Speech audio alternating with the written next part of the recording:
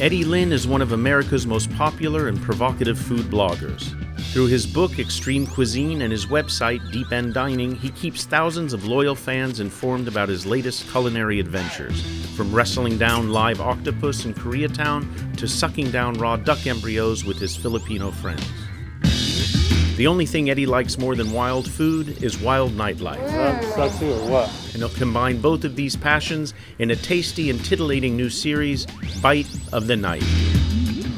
For me, when the sun goes down and the neon comes on, that's when the city comes to life.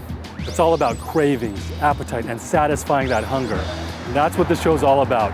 I'm Eddie Lin, and this is Bite of the Night. To give you an example of the sweet, funky flavors contained in each fortified Bite of the Night, I've shot a little demo set in my hometown of Los Angeles. My first stop, the historic Mayan Theater in downtown LA for that surreal mix of Mexican mayhem known as Lucha Vavoom. Oh man, this is crazy. It's loco. We got this great mariachi band behind me. We have beautiful people, ugly people, and most importantly, my tequila shots waiting inside. I'll see you later. Held 4 times a year, Lucha Vavoom is the quintessential LA experience. It's got a bit of everything. For starters, there's a bizarre assortment of masked wrestlers, from Pimpinella the transvestite to Senor Pollo Loco, the flying chicken. Next, there's a voluptuous lineup of glamour gals who perform a variety of old-fashioned stripteases and burlesque routines. And last but certainly not least, parked just in front of the venue, is one of the city's tastiest taco trucks, Danny's Tacos. Oh, you have a little bit of everything. This is great. Actually, I really like lengua, which is tongue, but let's try the standard. Carnitas, good here? Yes. Yeah, carnitas, of course. Most taco trucks don't have a window like this. This is incredible. This is a great sign that they're not afraid to show you exactly what they're doing. Taco trucks like this helped inspire one of LA's most important culinary trends, the gourmet food truck phenomenon. These days, just about every type of meal on wheels is available, from fish and chips to frog legs. One of my favorites is the dim sum truck, and I hitched a ride with the brains behind the pork buns, 23-year-old Alex Chu, who actually just graduated from the USC Business School. I would imagine that this is like the perfect example of applying what you learned into practice. Yeah, they don't exactly teach you how to drive a truck in school, but I think to be an entrepreneur, you have to know how to do everything. After grabbing a prime parking spot just in front of the popular Santa Monica bar Liquid Kitty, Alex began making dim sum for tonight's service. First up, the shrimp and ginger dumpling. As a dim sum fanatic, one of my secret fantasies is to actually make some dim sum, and Alex here is going to show me how to wrap a hargao. Yeah. I don't know if you know this, Alex, but I used to do pot stickers at home with my mom, and she would always scream at me because she would say how ugly and unpresentable they were and how the filling would spill out. What do you think? I'm not sure if we could serve your dumpling to our customers because we like to kind of make our food a little prettier. I think this is like nouveau cuisine. I think I'm on the cutting edge here. This is the next level of dim sum. Of course, you can't really judge a dim sum chef without sampling his pork buns. So for Alex, this was the moment of truth. Oh man, the barbecued pork bun and the char-siu sauce. Oh my God. It's so sweet. Everything, this is like pork candy. I'm telling you. It's like pig candy. Perfect. Thank you. Awesome.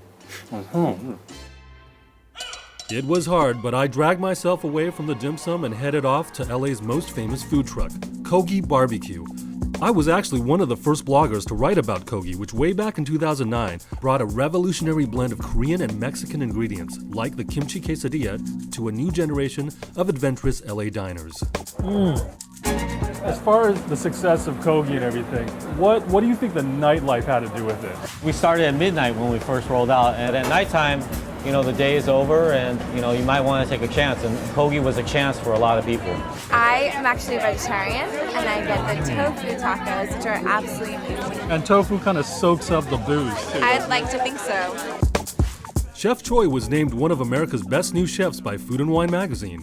And although he's opened a proper restaurant, he still likes working the late night shift. The only things really open after Kogi are Korean restaurants and Mexican taco trucks. And the karaoke bars. Yeah. Right, Well, you do that, right? No, I don't sing, man. I don't sing. Before hitting my next spot, I needed a quick pit stop, and I chose the Crazy Hook. When it comes to watering holes, I say the weirder, the better. And what could be weirder than a pirate-themed pub in the middle of Koreatown that serves spicy sriracha chicken wings, which are then washed down with one of their famous 200-ounce beer bongs. So in Korea, the women pour the beer. So, I'm surrounded by women right now. So I'm just gonna go ahead. You want to pour the beer? Nice. That's good. That's good. It's a very large head on this. A lot of burping later. It's midnight in LA. I got a beer bong, double fried chicken wings, 3 beautiful ladies. What more could a guy want? A big gulp's worth of beer put me in the perfect mood for my next stop, Hollywood's hottest night spot, Mr. Black. Ultra hip and fairly hedonistic, Mr. Black brings together an unlikely but harmonious cross-section of gays, straights, and everything in between.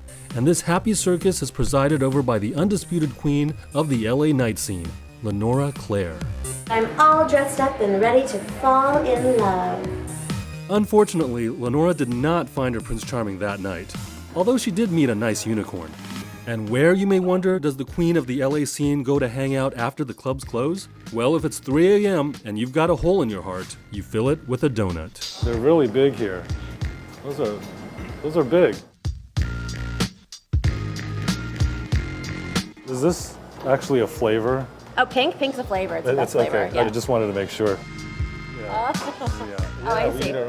What is it about nighttime and donuts? You can walk into any donut shop in America, at any city, in the middle of the night, and you're going to kind of find the sort of fringe types, the conspiracy theorists, the paranoid schizophrenics, the colorful people, the drunk people. They come here and they get their sugar dose and their caffeine, and they're all amped up and hyper and talking. And I really like Tang specifically because there's actually sort of this built-in chess culture. People come here and they really hardcore about chess, and I don't really know any other place where it has that sort of environment. How does the jelly get into the donut? It seems that wherever Lenora goes, the party follows.